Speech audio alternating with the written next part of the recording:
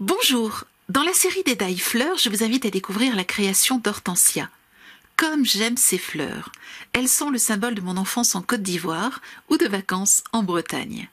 Je vous invite donc à découvrir comment les fabriquer en toute simplicité.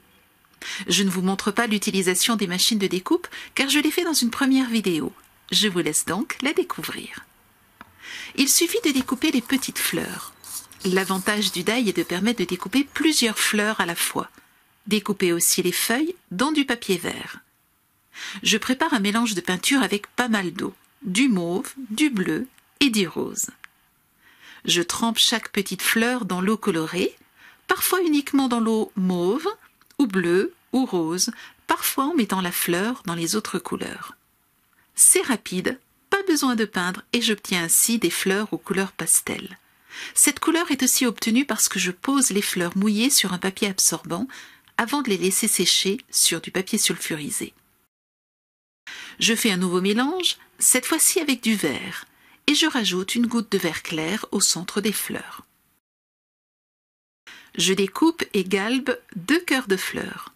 Je les colle en les superposant afin d'avoir un cœur assez rigide qui soutiendra bien les petites fleurs. Après avoir laissé sécher les petites fleurs, je les embosse aussi. C'est tout simple. Au recto,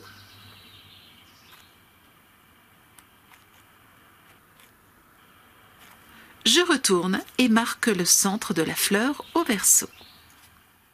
On peut tout à fait faire ces étapes à la chaîne, cela va plus vite.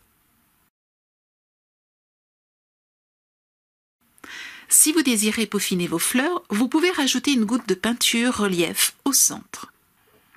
Vous savez maintenant embosser les feuilles, je vous laisse voir.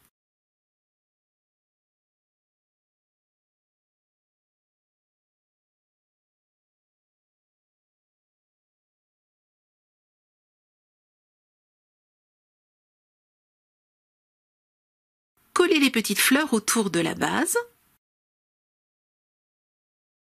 Collez une première couche puis superposez quelques fleurs. Cette étape demande quelques minutes de patience pour un résultat vraiment magnifique. L'adage dit bien, quand on aime, on ne compte pas. Alors profitez de ce petit moment de détente et voyez sous vos doigts votre fleur apparaître et s'épanouir. Laissez sécher, puis utilisez une pointe ou un cure-dent pour ajouter un point jaune dans le cœur de la fleur. Votre fleur est terminée. Vous pouvez la laisser telle qu'elle ou la vernir avec du vernis 3D transparent. Vos fleurs pourront alors aussi bien décorer des objets que des cartes. Vous avez aimé cet atelier? Alors vous aurez plaisir à retrouver les produits dans notre boutique.